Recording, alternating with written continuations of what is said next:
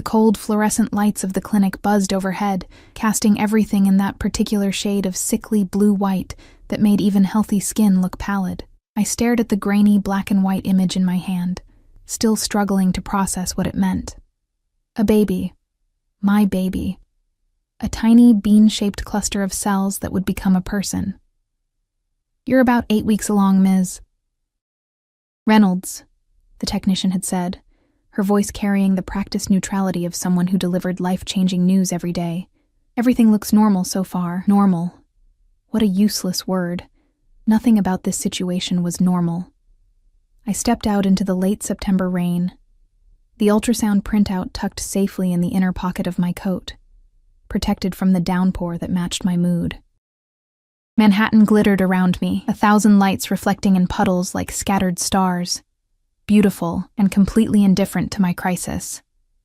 I pulled my thin jacket tighter around me, wishing I'd worn something warmer. The weather had turned suddenly, catching the city in that awkward transition between seasons. 3 weeks. That's how long ago Mark had disappeared. No calls, no texts, nothing. Just vanished after nearly a year together, leaving behind half-empty drawers in my apartment and a void of unanswered questions. And now this. A baby I never planned for with a man who was no longer there. The subway ride back to my apartment in Queens was a blur of noise and bodies, the familiar discomfort of rush hour providing a strange comfort. At least some things remained predictable. I mechanically checked my phone every few minutes, scrolling through our last text exchange. Nothing had changed, of course. His final message was still there. "Can't wait to see you tonight. Miss you." He never showed that night, or any night after. My tiny apartment greeted me with the same empty silence that had become my constant companion. 1 bedroom, a kitchenette, and a bathroom barely big enough to turn around in. But it was mine. Or at least it would be until the rent was due again. 3 more weeks. My job as an administrative assistant at a law firm barely covered the bills when I was on my own. With a baby coming, the math became impossible. I dropped my bag on the counter and collapsed onto my second-hand couch, the springs protesting beneath my weight. The ultrasound had been the last thing I wanted to do today, but my doctor had insisted after confirming the pregnancy test results. "Let's make sure everything's developing correctly," she'd said gently, probably seeing the panic in my eyes. My hand drifted unconsciously to my still flat stomach. There was nothing to feel yet, no physical sign of the life growing inside me. But knowing it was there changed everything. I needed to tell someone, not my parents. They'd barely spoken to me since I'd moved to New York against their wishes 3 years ago. Not my coworkers. Office gossip spread faster than a virus. But I needed to share this burden with someone before it crushed me. My best friend Jenna was traveling for work, somewhere in Europe with spotty reception. Still, she'd want to know. With trembling fingers, I pulled out my phone and took a photo of the ultrasound. I opened our message thread, the last exchange from 2 days ago sitting there. She'd sent me a blurry picture of the Eiffel Tower with the caption, "Wish you were here." I attached the ultrasound image and typed, "Wish you were here too. I could really use my best friend right now. I'm pregnant, Jen. Mark's gone. I don't know what to do." My thumb hovered over the send button for a long moment before I finally pressed it. The little whoosh sound as the message departed carried a strange finality with it. There. It was real now. I had told someone. I set my phone down and dragged myself to the shower, letting hot water cascade over me until my skin turned pink and my thoughts grew foggy with steam. When I emerged, wrapped in my threadbare towel, I heard my phone chime from the living room. That was fast. Maybe Jenna was awake despite the time difference. I padded across the cold floor, leaving damp footprints behind me, and picked up my phone. The notification made my heart stop. It wasn't from Jenna. It was from a number I didn't recognize, with a New York area code. But the preview showed 3 words that made no sense. Is it mine? Confused, I opened the message. And then I saw it. The ultrasound image I'd sent, but this wasn't Jenna's thread. Somehow, in my exhausted emotional state, I'd sent the most intimate, vulnerable message of my life to the wrong number. My face burned with embarrassment as I quickly typed, "I'm so sorry. Wrong number. Please ignore." The response came immediately. "Who is this?" I hesitated. Should I even respond? But something about the abruptness of the question made me feel I needed to provide closure to this awkward exchange. Just someone who made a mistake. Sorry to bother you. The 3 dots appeared, indicating the stranger was typing. They disappeared, then reappeared several times, as if they were writing and rewriting their response. Finally, "What's your name?" A chill ran down my spine. Something about the directness of the question felt invasive, demanding. I shouldn't answer. I knew I shouldn't. I'm sorry, but I don't give my name to strangers. Again, I apologize for the mix-up. Have a good night. I set the phone down, my heart racing for reasons I couldn't quite explain. Before I could even turn away, it chimed again. You texted Mark's old number. The room seemed to tilt around me. Mark's old number? That was impossible. I still had Mark saved in my contacts. Unless he'd changed his number. Unless the number I'd been texting for the past 3 weeks had never reached him at all. With shaking hands, I picked up the phone again. How do you know Mark? The response took longer this time, each second stretching painfully as I watched the typing indicator appear and disappear. We had business together. He owes me. My throat went dry. Mark was an investment banker, or so he'd claimed. We'd met at a coffee shop near the financial district, his expensive suit and confident smile a stark contrast to my bargain rack dress and nervous demeanor. He'd been charming, attentive, generous. Too generous, perhaps. The gifts, the dinners at restaurants I could never afford, the weekend trips, all beyond what a mid-level banker should be able to afford. But I'd never questioned it. Never wanted to question it. What kind of business? I asked, though a voice in the back of my mind was screaming at me to stop, to block this number, to forget this conversation was happening, the kind people don't walk away from. My legs gave out beneath me, and I sank to the floor, the towel still wrapped around my damp body. Mark had been involved in something illegal.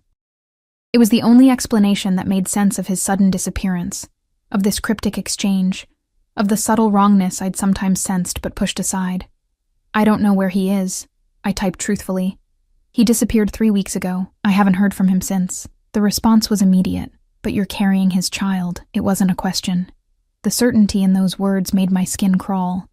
I don't know you, I wrote back, fear giving my words an edge. I'm not discussing my personal life with a stranger. Please don't contact me again. I moved to block the number, but before I could, another message appeared. You live at 1843 Astoria Boulevard, apartment 4B. You work at Hayes & Wilson Law Firm on 52nd Street. You leave your apartment at 7:15 every morning and stop at the corner cafe for a large vanilla latte. You've been alone since Mark left. You're scared, broke, and have no idea what you're going to do about that baby. Ice flooded my veins. They'd been watching me. For how long? Days? Weeks? As if reading my thoughts, the next message came. I know everything about you, Eliza Reynolds. And now I know about the baby too. My name. They knew my name. I should call the police. That was the rational response to being stalked, to receiving threatening messages. But something told me that whoever this was, they operated beyond the reach of ordinary law enforcement. What do you want from me? I managed to type, my fingers numb with fear. The answer came swiftly. Information. Mark stole something that belongs to me before he ran. $2 million and a flash drive with sensitive data. I want it back. I don't have any money or flash drive, I protested. I barely knew Mark, it seems. Whatever he took, he didn't give it to me. The typing indicator appeared again, disappeared, then reappeared. I held my breath. Maybe you don't know you have it. Maybe he hid it. Either way, we need to talk, in person. Terror seized me. Meet this person? This criminal who'd been stalking me? Who might be responsible for Mark's disappearance? I wasn't that stupid. No, I typed back firmly. I'm not meeting you. If you contact me again, I'll go to the police. I waited for the threatening response, for escalation. Instead, there was silence. 1 minute stretched into 5. Maybe they'd given up. Maybe my bluff had worked. I finally gathered the strength to stand, to move to my bedroom and put on pajamas, my mind racing with what to do next. I needed to call Jenna, to tell her what had happened. I needed to think about moving, changing my job, disappearing like Mark had. The sudden pounding at my door made me scream. "Ms. Reynolds?" A deep voice called through the thin wood. "We need you to come with us." I backed away from the door, looking frantically for a weapon, my phone, anything. "I've called the police," I lied, my voice breaking. "They're on their way." A laugh from the other side. "No, you haven't. Now please, open the door before we open it for you." "Who are you?" I demanded, grabbing a kitchen knife even as I recognized the futility of the gesture. "Mr. Castellano sent us to bring you to him. He's very interested in meeting the mother of his business partner's child, Castellano." The name meant nothing to me, but the authoritative way it was delivered told me it should. Whoever this man was, he clearly commanded respect.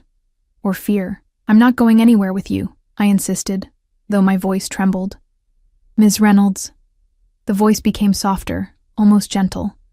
"You can come willingly and be treated as a guest, or we can force the issue and treat you as a problem to be solved. Mr. Castellano prefers the former, but he's prepared for the latter." My options were disappearing by the second. I could feel the walls closing in, my carefully constructed life crumbling around me.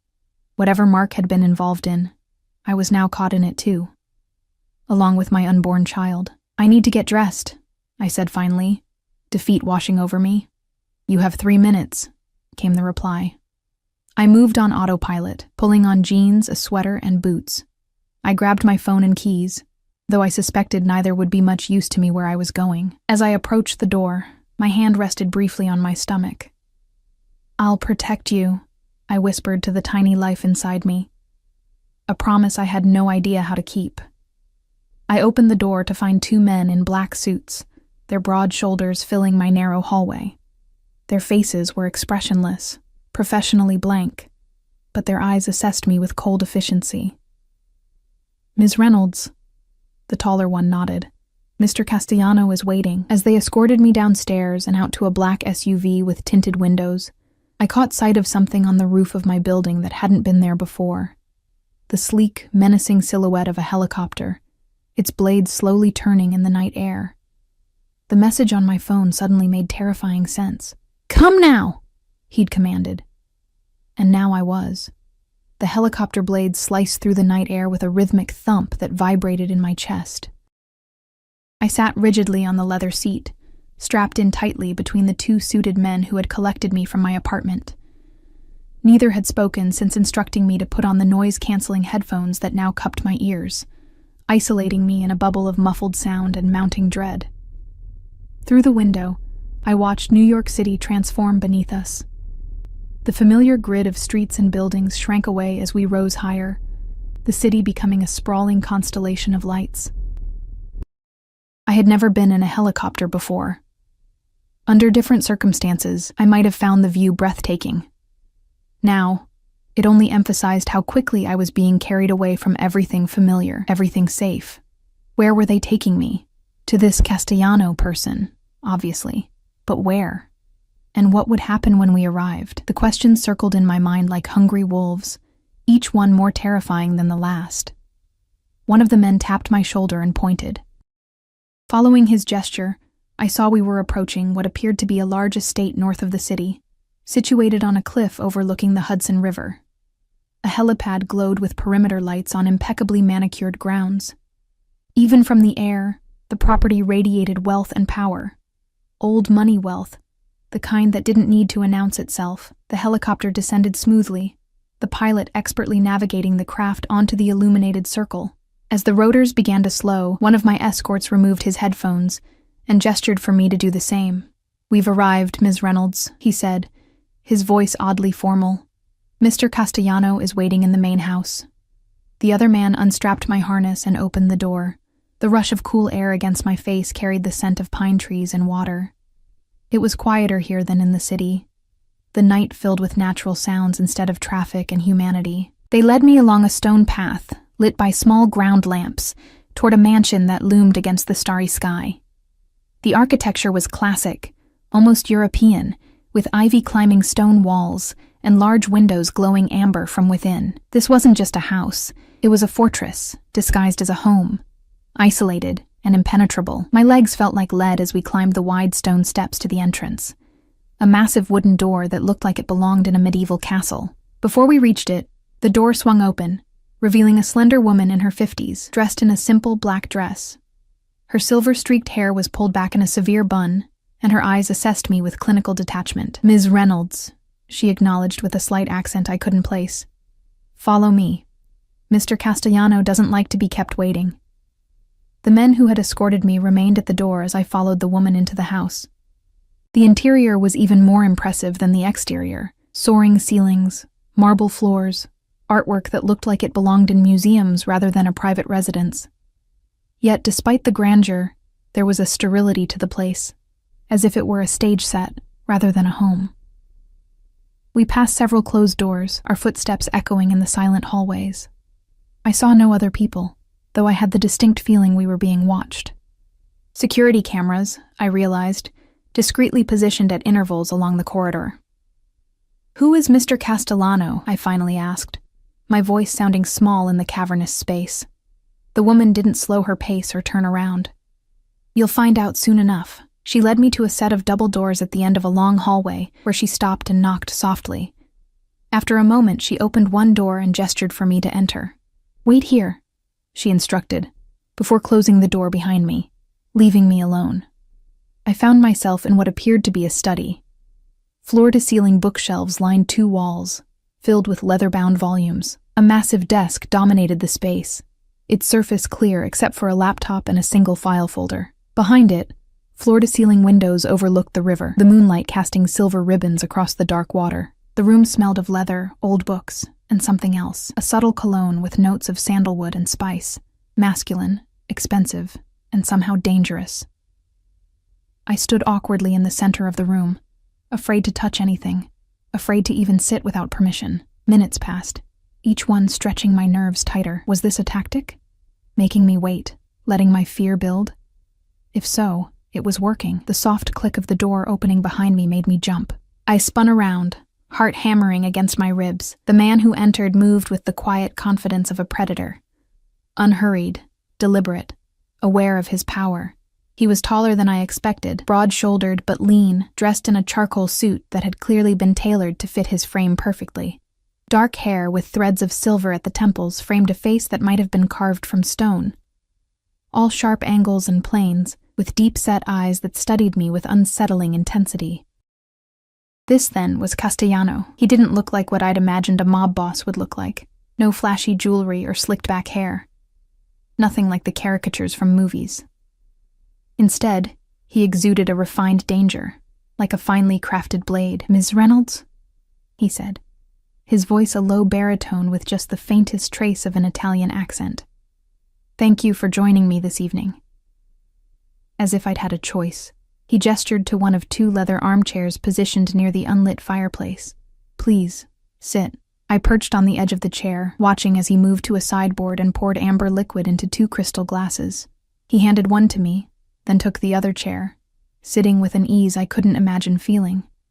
"I don't drink," I said, looking at the glass in my hand. "And I shouldn't anyway because of the—" I trailed off, gesturing vaguely toward my midsection. Something flickered across his face, too quick to read. "Of course," he said, taking the glass back and replacing it with a bottle of water from a small refrigerator hidden in the cabinetry. "The baby. Mark's baby." The way he said Mark's name sent a chill down my spine, like he was pronouncing a death sentence. "Where is Mark?" I asked, surprising myself with my boldness. Castellano studied me for a long moment, taking a sip of his drink before answering. "I was hoping you might tell me that." "I told you already, I don't know." "He disappeared 3 weeks ago. No warning, no explanation." My voice cracked slightly. I thought he loved me. A bitter smile curved his lips. "Mark Tanner is very good at making people believe what he wants them to believe." "You speak about him in the present tense," I observed. "So he's not—" I couldn't say the word. "Dead?" Castellano finished for me. "Not yet." though when I find him he may wish he were. The casual way he referenced murder made my blood run cold. This wasn't an idle threat or hyperbole. This was a statement of fact from a man accustomed to deciding who lived and who died. "What did he do to you?" I asked, clutching the water bottle tightly. Castellano set his glass down and leaned forward, his eyes never leaving mine. "Mark Tanner worked for me for 5 years. He was brilliant with numbers, with finding patterns where others saw only chaos. I trusted him with my financial operations. And then, 3 weeks ago, he disappeared with $2 million of my money and information that could destroy everything I've built." He paused, watching my reaction carefully. "The question, Ms. Reynolds, is how much you know about any of this."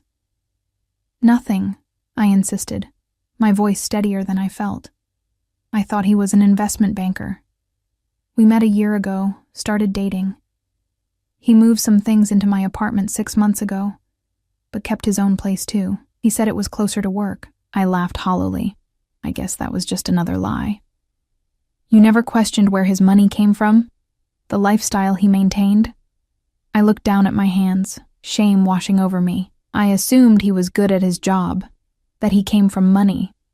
I didn't want to look too closely. Things in my life were finally going well. "And now you're pregnant with his child," Castellano stated, his gaze dropping briefly to my stomach. I nodded, unable to speak past the lump in my throat. He stood suddenly, moving to the windows, his back to me as he looked out at the river. "Do you know why I brought you here, Eliza?" The use of my first name startled me. It sounded intimate, almost tender, in his mouth. "Because you think I have what Mark stole," I answered. "But I don't. I would tell you if I did."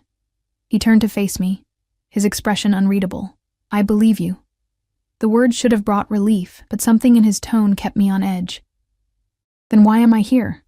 Why not just let me go?" He moved toward me with that same predatory grace, stopping just close enough that I had to tilt my head back to maintain eye contact. I could smell his cologne more clearly now, could see the faint scar that ran along his jawline. "Because Mark Tanner will come back for you," he said softly. "And when he does, I'll be waiting." Understanding dawned, horrible and clear. "You're using me as bait." "I prefer to think of it as providing you with protection, while we both wait for Mark to make his next move." "Protection?" I repeated incredulously. "You had me kidnapped from my home." His expression hardened. "If I hadn't sent my men to collect you, someone else might have. Mark didn't just steal from me, Eliza. He sold information to rivals, people who wouldn't hesitate to use you to get to him. People who wouldn't care that you're carrying his child." A chill ran through me at the implication. "You're saying there are others looking for him? For me?" He nodded once. "This way, at least I can ensure your safety, and the safety of the child, until the situation is resolved." "And then what?" I asked, my voice barely a whisper. "After you find Mark and get back what he stole, what happens to me then?" Something flashed in his eyes, not anger or cruelty, but something more complex. "That depends on you." Before I could ask what he meant, the door opened, and the silver-haired woman entered. "Sir, Giovanni is here with the information you requested." Castellano nodded. "Show Ms. Reynolds to her room, Elena. Make sure she has everything she needs." Elena beckoned to me from the doorway. I stood on shaky legs, still clutching the water bottle like a lifeline. "Wait," I said, as Castellano turned back to his desk. "How long are you keeping me here?" He looked up, his gaze direct and unapologetic. "As long as necessary." "I have a job," I protested weakly. "A life. Both of which will be there when you return," he replied dismissively. "For now, consider yourself a guest in my home. A protected guest, but a guest nonetheless. You'll want for nothing while you're here." "Nothing except freedom," I thought bitterly. "And Eliza," he added, his voice softening almost imperceptibly. "I'm sorry about the baby. That complicates things in ways I hadn't anticipated." There was something in his expression, a flicker of genuine emotion, that caught me off guard. For a moment, he looked almost human. Then it was gone, replaced by the cold mask of authority. Elena, we'll see to your comfort. We'll speak again in the morning." Dismissed, I followed Elena out of the study and back into the labyrinthine hallways of the mansion. She led me up a grand staircase to the second floor, then down another corridor lined with doors. "This will be your room," she said, opening one of them to reveal a suite larger than my entire apartment. A four-poster bed dominated the space, draped in luxurious linens. A sitting area with plush chairs faced a fireplace. Another door presumably led to a bathroom. "There are clothes in the closet that should fit you," Elena continued, gesturing to a walk-in closet visible through an open door. "If you need anything, use the house phone beside the bed to call me." I stepped into the room, still trying to process everything that had happened in the last few hours. "Am I a prisoner here?" Elena's expression softened slightly. "Mr. Castellano has instructed that you're to be treated as an honored guest. The grounds are available to you during daylight hours, but you cannot leave the property, for your own safety. And if I try?" Her lips thinned.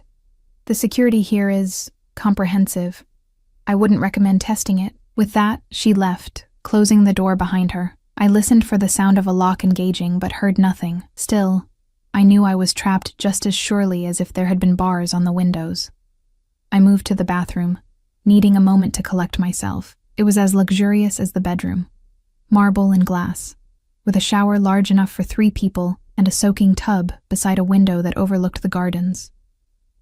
Expensive toiletries lined the counter, arranged with military precision. My reflection in the mirror above the sink shocked me. I looked pale, wild-eyed, my hair disheveled from the helicopter ride, but it was the fear in my eyes that disturbed me most.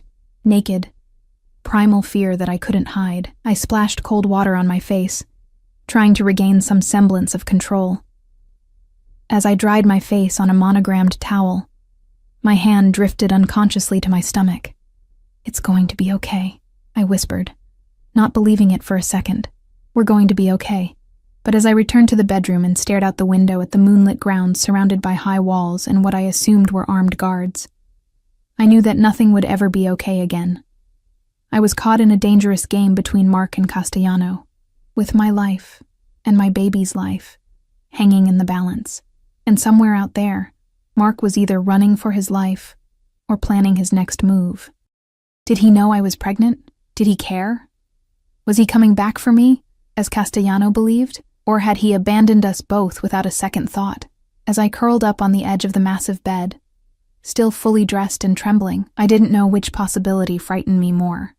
I woke to sunlight streaming through windows I didn't recognize, momentarily disoriented by the unfamiliar softness of the bed beneath me and the silence that surrounded me. No traffic noise, no neighbors arguing through paper-thin walls, none of the sounds that usually accompanied my mornings in Queens. Then, the memories of the previous night crashed over me in a wave of renewed fear. The mistaken text, the helicopter, Castellano. I sat up, surprised to find myself under the covers in a silk nightgown I didn't remember changing into. My clothes from yesterday were nowhere to be seen. The thought of someone undressing me while I slept sent a shudder through me, though I had to admit the alternative. Sleeping in my jeans and sweater would have been uncomfortable. A soft knock at the door made me jump. "Ms. Reynolds," Elena's voice called. "Are you awake?" I pulled the covers up to my chin, suddenly feeling exposed despite the modesty of the nightgown. "Yes," I called back, my voice raspy with sleep and anxiety. The door opened, and Elena entered carrying a tray. She was dressed identically to the night before, making me wonder if she owned multiple versions of the same black dress, or if she simply never changed. "Breakfast," she announced, setting the tray on a small table near the window. "Mr. Castellano thought you might prefer to eat in your room this morning." The aroma of coffee and freshly baked bread reached me, and my stomach growled in response. I hadn't eaten since lunch the day before, I realized. "Thank you," I said, cautiously sliding out of bed, conscious of my bare feet on the cold hardwood floor. "What time is it?" "Just after 9, Elena replied, moving to the closet. She pulled out a simple cream-colored dress and laid it across the foot of the bed. "Mr. Castellano would like to meet with you at 10 in the garden. He suggested this might be suitable." I looked at the dress, clearly expensive, with a loose flowing cut that would accommodate my still non-existent baby bump. It was exactly my size and almost exactly my style, which raised disturbing questions about how much Castellano knew about me before I'd accidentally texted him. "My clothes," I began, "are being cleaned," Elena interrupted smoothly. "They'll be returned to you, but Mr. Castellano thought you might appreciate a change of wardrobe during your stay." During my captivity, she meant. The politeness of it all, the breakfast tray, the silk nightgown, the new clothes, felt like a veneer of civility over something fundamentally violent. "I need to call my work," I said. "They'll be wondering where I am." Elena's expression revealed nothing. "Mr. Castellano has already arranged for a message to be sent to your employer. You've been granted a leave of absence for family reasons." The casual control over my life sent a fresh wave of anger through me. "He had no right." "He has every right," Elena cut in, her voice suddenly hard. "You don't understand the position you're in, Ms. Reynolds. The danger.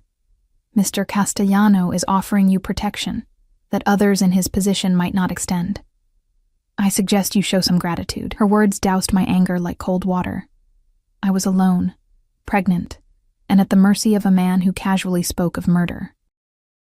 Whatever game I was caught in, it had rules I didn't understand, and stakes higher than I could imagine. "I'll be back to escort you to the garden at 10, Elena said, her tone softening slightly. "Try to eat something. It's not good for the baby if you don't." With that, she left, closing the door behind her. I ate mechanically, my mind racing. The food was delicious: fresh fruit, yogurt, warm bread with butter and honey, and decaffeinated coffee, but I barely tasted it. I was too busy trying to formulate a plan, some way out of this situation. I could try to escape, but to what end? I had no idea where I was, beyond north of the city. Even if I somehow made it past the security Elena had mentioned, where would I go? And if what Castellano said was true, about others looking for me, running might put me in even greater danger. After eating, I showered quickly, wrapping myself in one of the plush towels embroidered with the letter C. The bathroom was stocked with high-end toiletries, shampoo that smelled of jasmine, body wash scented with vanilla and amber. In another life, I might have reveled in such luxury. Now, it felt like being prepared for sacrifice. The dress fit perfectly, falling just below my knees in soft folds. I found underwear in the dresser drawer, tags still attached, at least sparing me the indignity of wearing something another woman had left behind. In the closet were shoes in my size, and I selected a pair of simple ballet flats that matched the dress.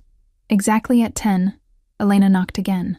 She looked me over with an appraising eye and gave a small nod of approval before leading me through the house. In daylight, the mansion was even more impressive.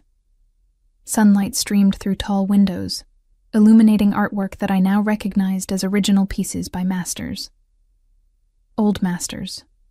The kind that belonged in museums, not private homes. We passed a Monet that made me pause mid-step, earning an impatient look from Elena. "Mr. Castellano collects art," she said, noticing my expression. Among other things, we exited through French doors onto a stone terrace that overlooked expansive gardens.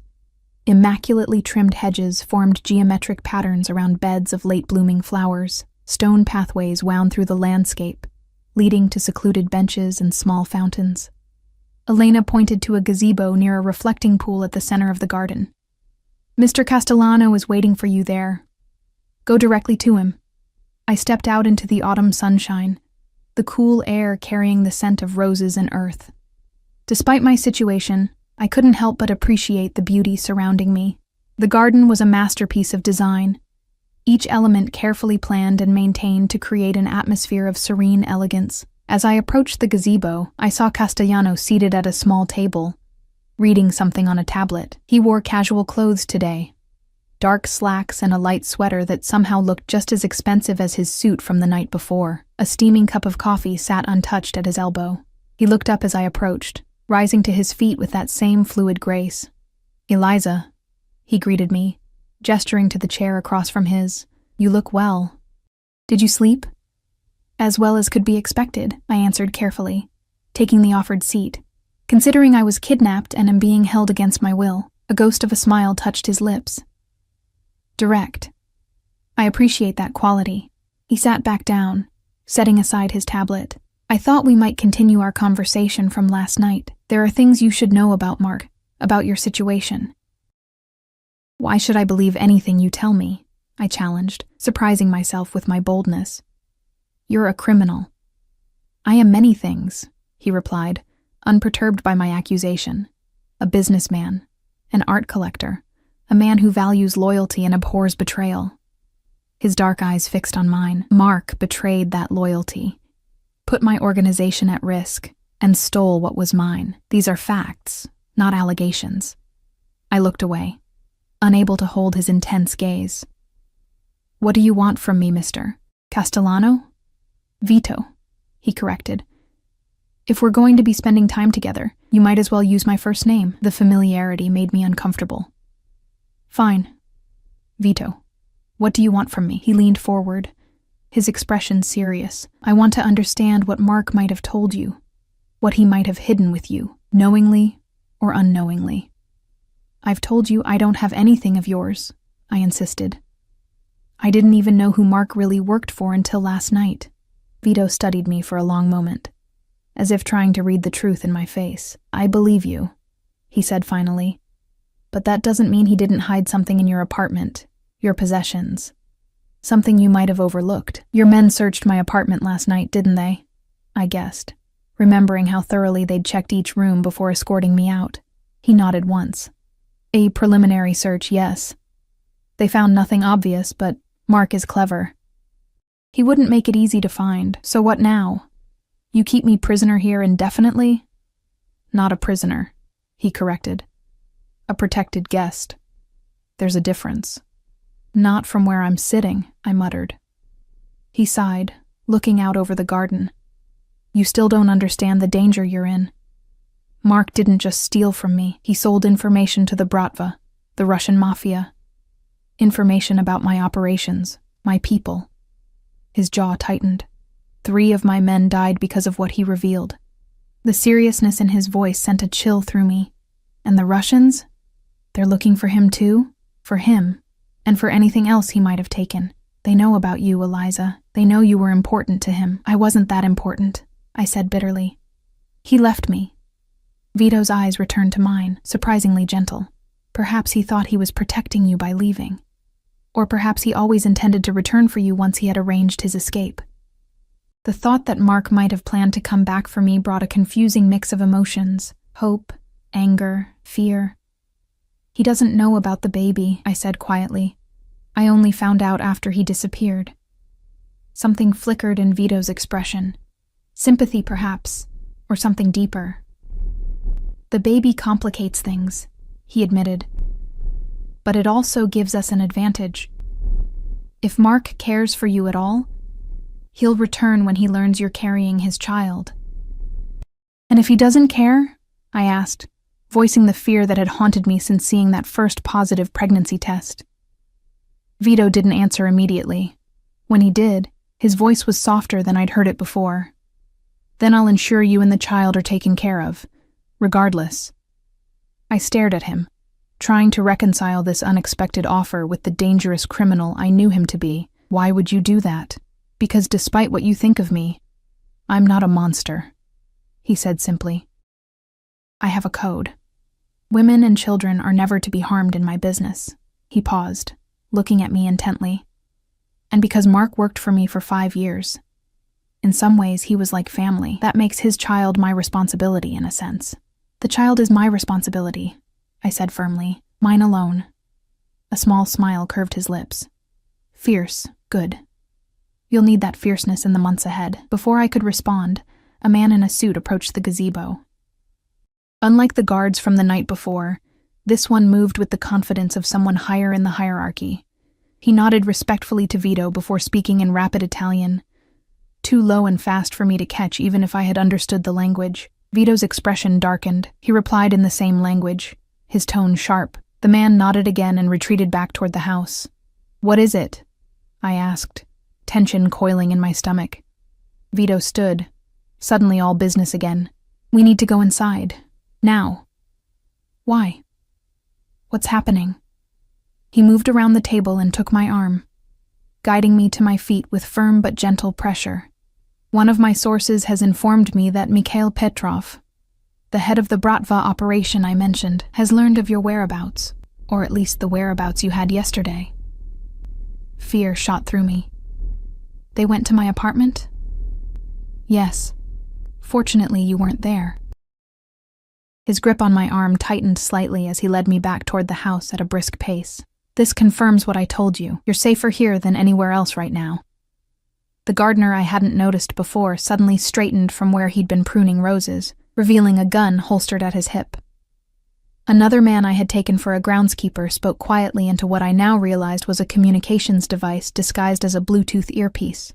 The peaceful garden transformed before my eyes into a carefully monitored security zone. How many of your people are watching us right now? I asked, scanning the grounds with new awareness. Enough, Vito replied cryptically. My home is the most secure location in the tri-state area. No one gets in or out without my knowledge and permission. As we re-entered the house, I noticed more security personnel had appeared, moving with purposeful efficiency. Vito led me not back to my room but to his study, closing the door behind us. I need to make some calls, he said, moving to his desk. You'll stay here where I can keep an eye on you. I sank into the same chair I'd occupied the night before, watching as he picked up a secure phone and began speaking rapidly in Italian. Though I couldn't understand the words, the tension in his voice and posture was clear. While he was distracted, I studied the room more carefully than I had the previous night. The bookshelves held a mix of classics, business texts, and what appeared to be rare first editions. One shelf was dedicated to family photographs. Vito with an older man who shared his features, presumably his father. Vito at what looked like a wedding, standing beside a beautiful woman in white. Vito holding a baby, his expression softer than I'd seen it. He had a family. The realization shouldn't have surprised me, but somehow it did. In my mind, men like him existed in isolation, defined solely by their criminal activities. The evidence of a personal life, of connections and love, humanized him in a way that made me uncomfortable. Vito finished his call and turned to find me looking at the photographs. If he was bothered by my curiosity, he didn't show it. My sister's wedding, he said, nodding toward the photo I'd been examining. 5 years ago. The baby is her son, my nephew. You have a large family? I asked, feeling strangely awkward making small talk with the man who was effectively my captor. Once, he said, a shadow crossing his face. My parents, 2 sisters, a brother. Now just one sister remains, with her husband and son. The implication hung in the air between us. His family had been victims of the violent world he inhabited. I'm sorry, I said softly, and meant it. He acknowledged my sympathy with a slight nod. Family is everything, Eliza. It's what we fight for, what we die for if necessary. His gaze dropped briefly to my midsection. You understand that now, I think. I placed a protective hand over my stomach. Yes. A knock at the door interrupted the moment. The same man who had approached us in the garden entered after Vito called permission. Giovanni has returned with the package, sir, he reported. And there's been another development. We've intercepted a message. It appears Mark Tanner has been trying to contact Ms. Reynolds. My heart jumped. What? How? Giovanni, the man who had delivered the news, looked to Vito for permission before answering me. At Vito's nod, he continued, An email was sent to your work account this morning. We've been monitoring all your communications since last night. The invasion of privacy should have angered me, but I was too focused on the news about Mark. What did it say? The email? Giovanni again deferred to Vito, who nodded once more. It was brief, Giovanni said. Just 3 words. Are you safe? He knows, Vito said, his expression darkening. He knows you're no longer at your apartment. He's reaching out to confirm his suspicions, or he's genuinely concerned about me, I countered. Vito's laugh was without humor. Mark Tanner is concerned only with himself and his survival. If he's reaching out to you now, it's because he needs something. You don't know that, I insisted, though a part of me feared he was right. After all, Mark had disappeared without a word, leaving me alone and unknowingly pregnant. What kind of man did that if he truly cared? I know Mark better than you think, Vito said. I recognized his talent early, brought him into my organization when he was still in his 20s. I mentored him, trusted him, treated him like family. His voice hardened, and he repaid that trust by stealing from me and selling information that got my people killed. The vehemence in his voice silenced me. Whatever Mark had done, Vito's hatred went beyond the theft of money. This was personal. What are you going to do? I asked finally. Reply to his message, Vito said. Draw him out. Fear gripped me. Using me as bait, you mean? Using the situation to our mutual advantage, he corrected. You want answers from Mark. So do I. This may be our opportunity to get them. I wanted to argue, to refuse to participate in his trap.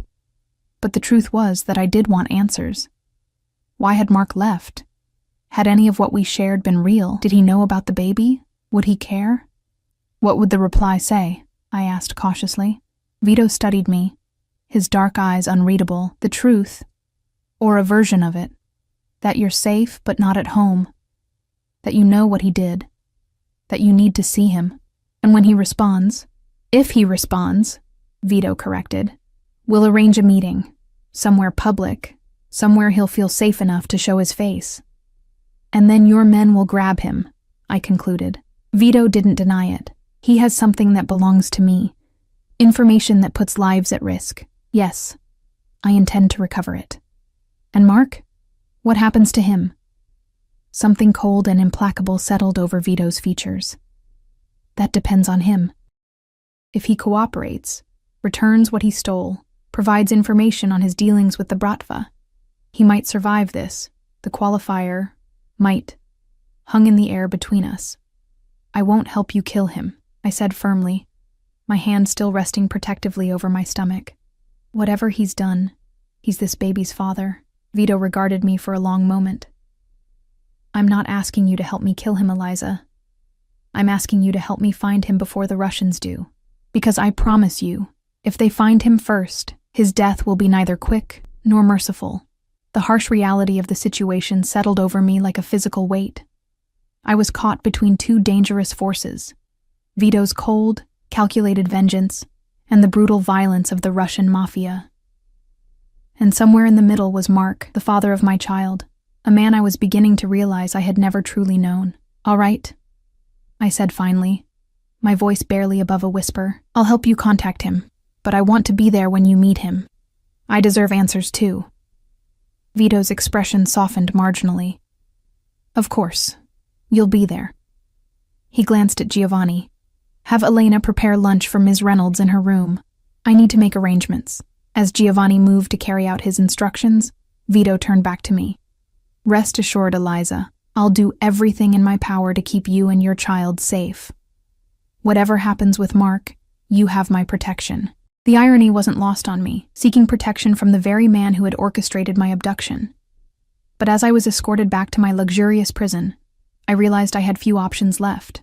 For better or worse, my fate, and my baby's fate, was now entwined with Vito Castellanos, and somewhere out there, Mark was deciding whether to respond to the bait we were about to dangle, whether to risk everything to see me again. I desperately hoped he would, not just for the answers I needed, but because despite everything, a small part of me still believed that the man I had loved might still exist beneath the lies. 3 days passed in a strange limbo of luxury and confinement. My gilded cage was comfortable beyond anything I'd ever experienced.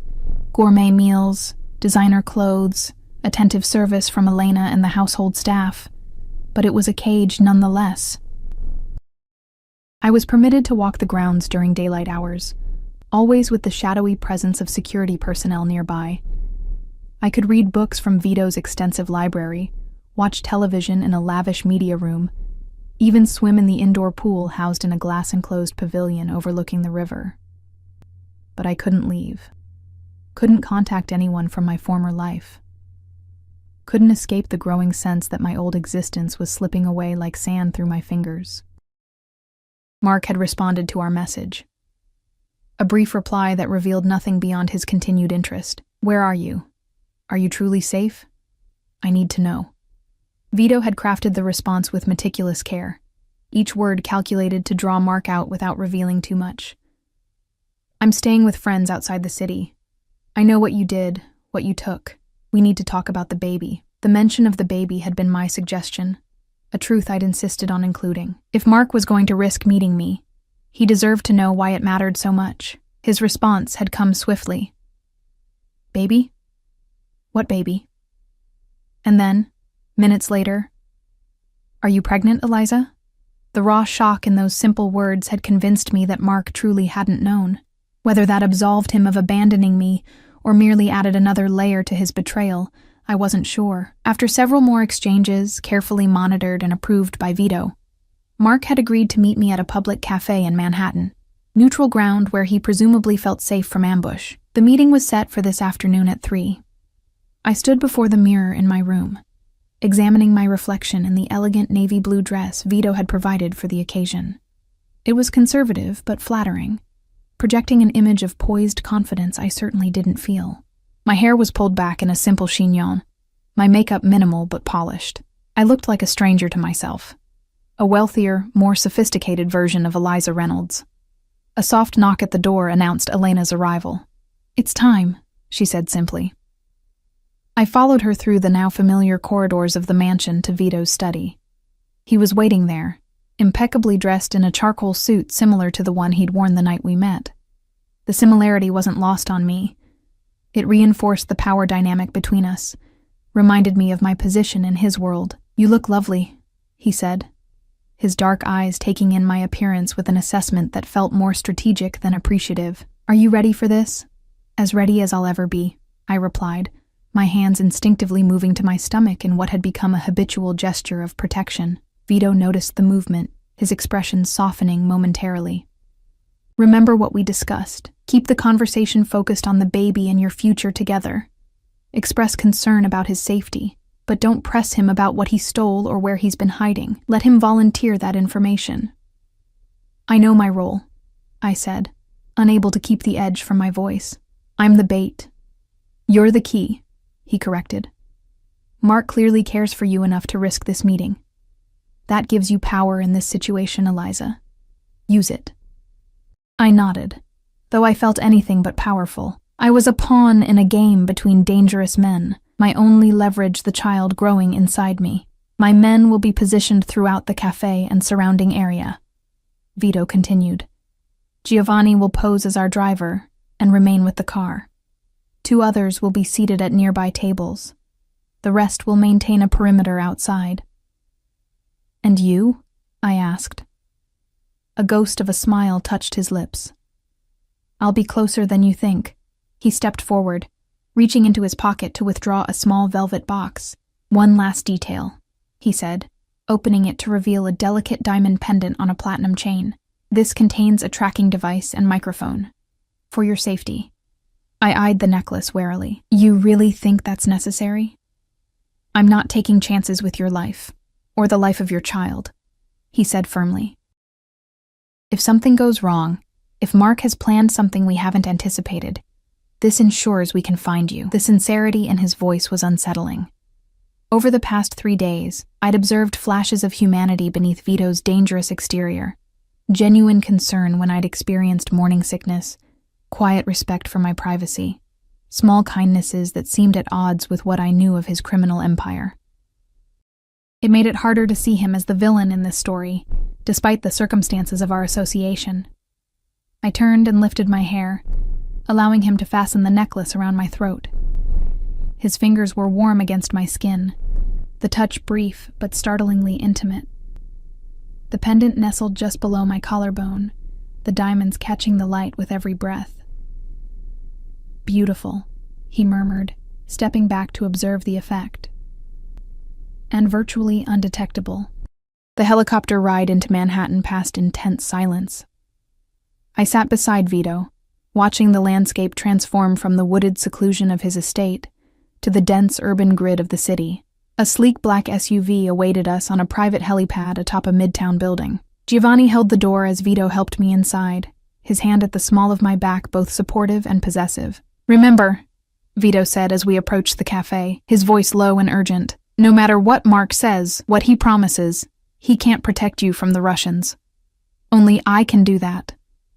I nodded, though uncertainty gnawed at me. Was Vito exaggerating the threat to ensure my cooperation? Or was the danger as real and immediate as he claimed? The cafe was upscale but understated, the kind of place where privacy was respected and conversations remained hushed. Vito's men had secured a table by the window, visible from the street but not too exposed. I was to sit alone, appearing vulnerable but accessible. "I'll be watching," Vito promised, as Giovanni helped me from the car. "Every moment. If anything feels wrong, use the code word we discussed."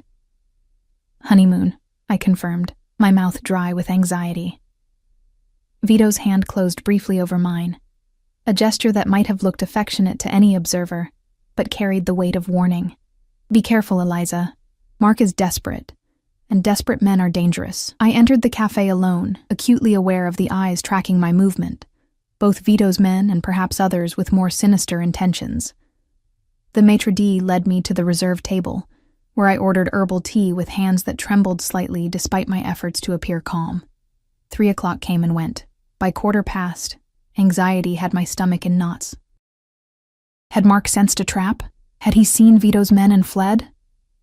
Or worse, had the Russians found him first? At 25 past, just as I was beginning to think he wouldn't come, I saw him. Mark entered from the side entrance, moving quickly between tables, his face partially obscured by a baseball cap and sunglasses. He was thinner than I remembered, his once immaculate appearance now disheveled, his designer clothes replaced by jeans and a worn leather jacket. But it was him. The man I'd thought I loved, the father of my child, the thief who had set this entire nightmare in motion.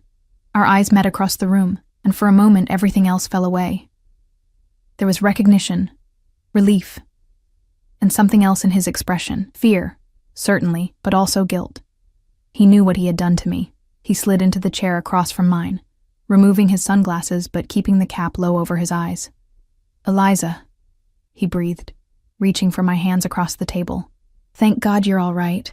I pulled my hands back before he could touch me, a reflexive withdrawal that seemed to surprise him. "Am I?" I asked quietly. "All right?" He glanced around nervously, clearly scanning for threats. "I've been worried sick since I saw the Russians at your apartment building. How did you get away? Where are you staying?" "With friends," I replied, using the same vague term from our messages. "People who can protect me." His expression darkened. "What friends, Eliza? Who exactly have you been talking to?" I ignored his question, focusing instead on what mattered most to me. "I'm pregnant, Mark." His eyes widened, dropping to my stomach, though there was nothing to see beneath the draped fabric of my dress. "You're sure? It's mine?" The implication stung, though I supposed I deserved it after pulling away from his touch. "Yes, I'm sure. 8 weeks along. And yes, it's yours." He ran a hand through his hair, a gesture so familiar it made my heart ache despite everything. "Jesus, Eliza. I didn't know." "How could you?" I said, unable to keep the bitterness from my voice. "You disappeared. 3 weeks without a word. I thought something had happened to you. I thought you were dead." Guilt flashed across his face. "I'm sorry. I had to leave quickly. It wasn't safe to contact you. Because of what you stole from Castellano," I said, watching his reaction carefully. His face went rigid with shock. "How do you know that name?" I touched the diamond pendant at my throat, suddenly conscious of the microphone capturing every word. "You used his number as your business contact in my phone. I accidentally sent him the ultrasound image when I was trying to text Jenna." Mark's face drained of color. You texted Castellano? My ultrasound? I didn't know who he was," I said defensively. "I was trying to tell my best friend I was pregnant, and somehow I ended up texting your boss instead." "He's not my boss," Mark hissed, leaning forward. "He's a monster, Eliza. A killer. The things I've seen him do." He broke off, his eyes darting around the cafe again. "How much have you told him? Does he know you're meeting me?" I hesitated, uncertain how much to reveal. But the fear in Mark's eyes made the decision for me. "He knows everything, Mark. He sent me here." Mark recoiled as if I'd slapped him. You're working with him? After what he's done? What choice did I have? I demanded, my voice rising before I caught myself and lowered it again. He sent a helicopter to my apartment, Mark. Men with guns. They told me I could come willingly or be forced. What was I supposed to do? Understanding dawned in his eyes, followed by horror. He's keeping you prisoner. He calls me his protected guest, I said, the irony thick in my voice. Mark reached for my hand again, and this time I didn't pull away. His fingers were cold, his grip desperate. Listen to me, Eliza. You need to get away from him. He's only using you to get to me, to get back what I took. Once he has it, you're disposable to him. You and the baby both. A chill ran through me. Was he right? Had Vito's apparent concern for my welfare been merely another manipulation? The Russians are after you too, I said, remembering Vito's warnings. They came to my apartment looking for me. Mark nodded grimly. They want what I took as well. Information about Castellano's operation, names of his contacts, details of his money laundering network. It's valuable to them. Valuable enough to kill for. Then why take it? I asked, genuinely confused. Why risk your life, our lives, for this? His expression softened. For us, Eliza. For a future together, away from all this. $2 million is enough to disappear, to start over somewhere new, somewhere safe. The picture he painted was seductive in its simplicity. A new life, a fresh start. Our child raised far from the violence and danger of his past, but something didn't add up. If it was for us, I said slowly, why didn't you tell me? Why disappear without a word? He looked away, guilt written plainly across his features. I wanted to protect you, keep you separate from it all. I was going to come back for you once I'd arranged everything. New identities, a place to live. But then the Russians found me faster than I expected. I've been running ever since. And now? I asked, my heart pounding. What happens now?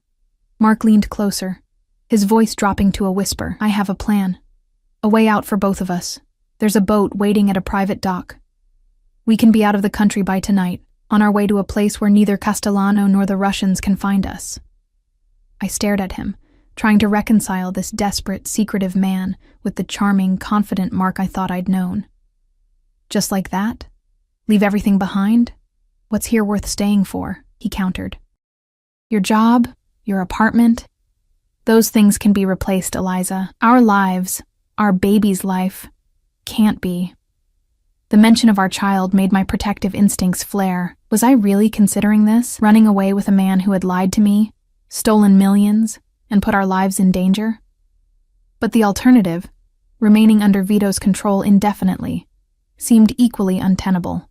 How would we even get out of here? I asked, glancing toward the window where I knew Vito's men were watching.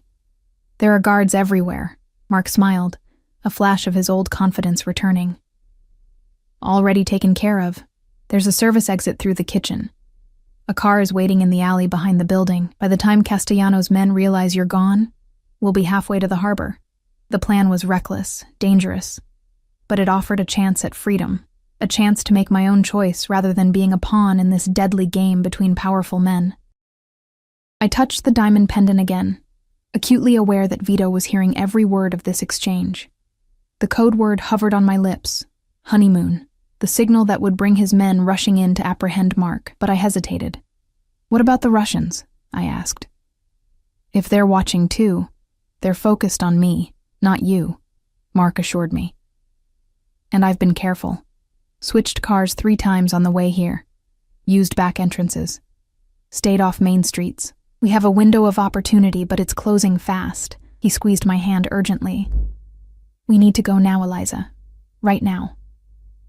I looked into his eyes, searching for the man I had fallen in love with, the man I had imagined raising a child with. He was there, beneath the fear and desperation. Or perhaps that was just what I wanted to see. Okay, I whispered, making my decision. Let's go. Relief flooded his face. He stood, helping me to my feet, his arm sliding protectively around my waist. We moved casually toward the back of the cafe, as if heading to the restrooms. I could feel eyes on us, but didn't dare look back to see if Vito's men had noticed our movement. As we pushed through the swinging door into the kitchen, startling the staff, I felt a momentary pang of doubt. Was I making a terrible mistake? But there was no time to reconsider. Mark was pulling me forward, navigating between stainless steel counters and bewildered chefs, heading for the service entrance at the rear. We burst into the alley, the cold air hitting my face like a slap. A nondescript sedan idled nearby, its engine running. Mark hurried me toward it, glancing frantically over his shoulder. "Almost there," he murmured, his grip on my arm tightening painfully. "Just a few more steps and we're free." The driver's window of the sedan rolled down, revealing a face I didn't recognize, a hard-faced man with a scar running along his jawline and cold eyes that assessed me with clinical interest. "This her?" he asked in a heavily accented voice. Mark nodded. "Yes, let's go." Something in the exchange made me falter. The man wasn't looking at me with the indifference of a hired driver, but with the calculated interest of someone appraising valuable merchandise. "Mark," I said slowly, pulling back slightly. "Who is this?" "Just a friend," Mark said impatiently, tugging me forward. "Come on, we don't have time for this." But it was too late. The pieces were falling into place with horrifying clarity: the Russian accent, the predatory assessment, the too convenient escape plan. "You're not running from the Russians," I whispered, horror dawning. "You're working with them." Mark's expression confirmed my suspicion before he could deny it. "It's complicated, Eliza. Castellano was going to kill me. I needed protection. The Bratva offered me a deal, the information and half the money in exchange for their help." "And me?" I asked, my voice breaking. "Was I part of the deal too?" His silence was answer enough. I pulled away from him with sudden strength, but his grip tightened, fingers digging into my arm. "Don't make this difficult," he hissed, all pretense of tenderness gone. "Get in the car." "No," I said, struggling against his hold. "Let me go, Mark." "The child is valuable to them," he said, his voice low and urgent. "Insurance that I'll continue to cooperate. They won't hurt you, Eliza. Not if you're carrying my baby." The cold calculation in his words turned my blood to ice.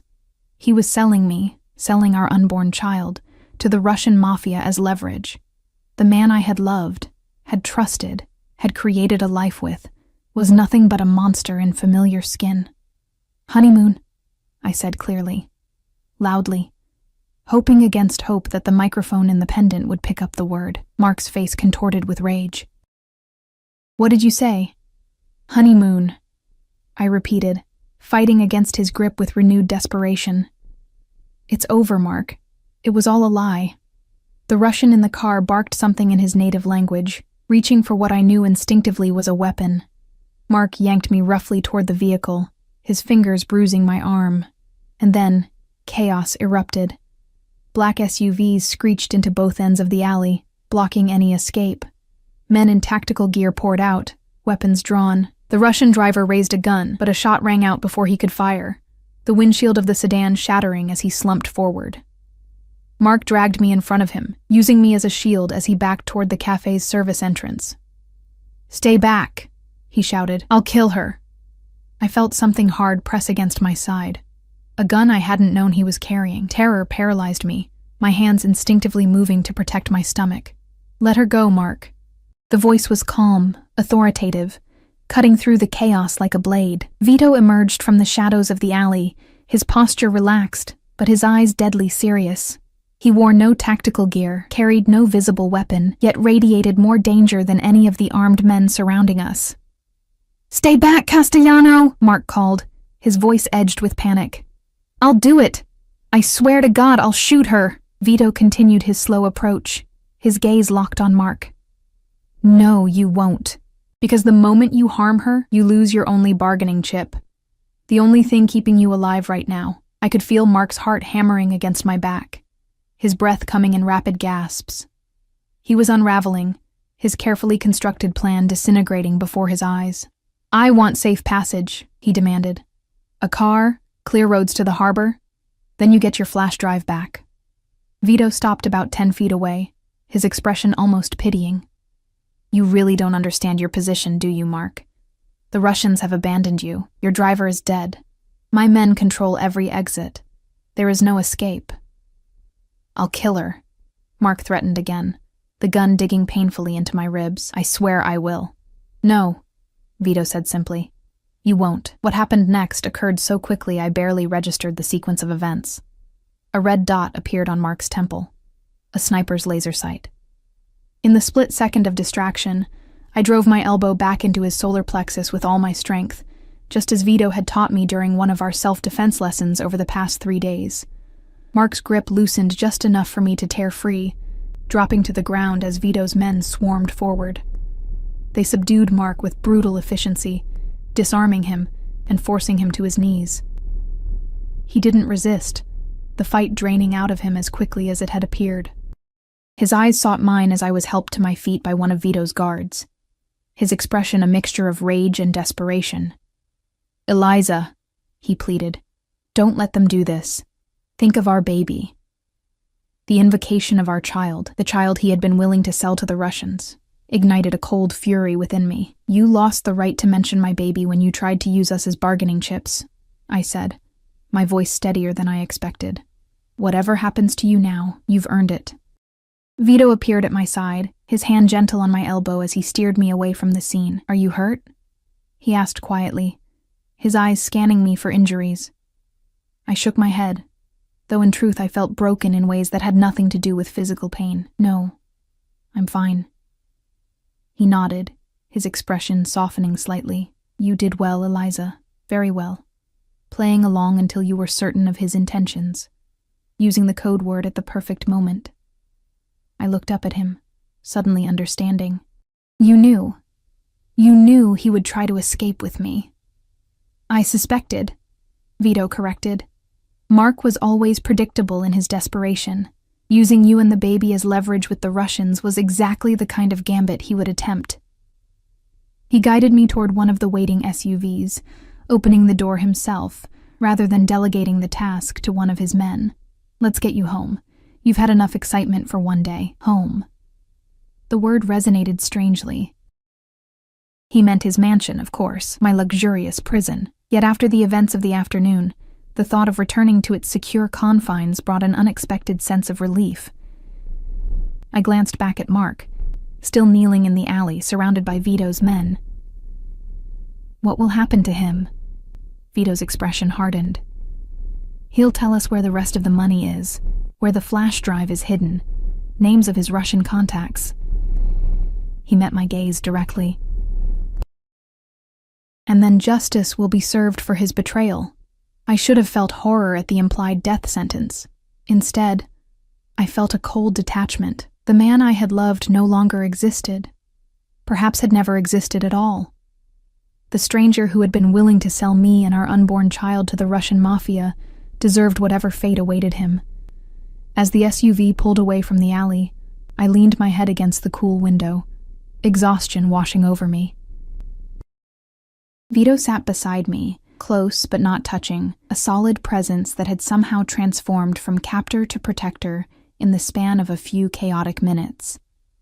What happens now? I asked quietly, echoing the question I had asked Mark earlier. Vito was silent for a moment, his gaze fixed on the city passing outside the window. That depends on you, he said finally. The immediate danger has passed. Mark will give us what we need to neutralize the Russian threat. You could return to your life, if that's what you want. The offer of freedom should have filled me with joy. Instead, it left me feeling strangely hollow. Return to what? My tiny apartment? My mundane job? A life where I would raise a child alone, always looking over my shoulder, wondering if some remaining threat from Mark's betrayal might find us? And if that's not what I want, I asked, hardly believing my own boldness. Vito turned to me then, his dark eyes holding mine with an intensity that made my breath catch. Then perhaps we could come to another arrangement, one that ensures the safety and security of both you and your child. The implication hung between us, neither a threat nor exactly a promise. Protection, security, a life within Vito's world, dangerous perhaps but also powerful. A world where my child would never want for anything, would never be vulnerable as I had been. I need time, I said. To think. He nodded, respect in his gaze. Of course. Take all the time you need. My home remains open to you, regardless of your decision. As we rode in silence back to the helipad, I found my hand once again resting protectively over my stomach. The tiny life inside me, the innocent catalyst for all that had happened, deserved better than the father who had sired it. Deserved protection, security, strength. Perhaps, I thought, as the helicopter lifted us away from the chaos of the city toward the secluded sanctuary of Vito's estate, perhaps there was more than one kind of family, more than one kind of belonging, more than one path to safety in a dangerous world. And perhaps, just perhaps, the mistake of sending an ultrasound to the wrong number hadn't been a mistake at all, but the beginning of something unexpected. Something that might, in its own complicated way, become something like home.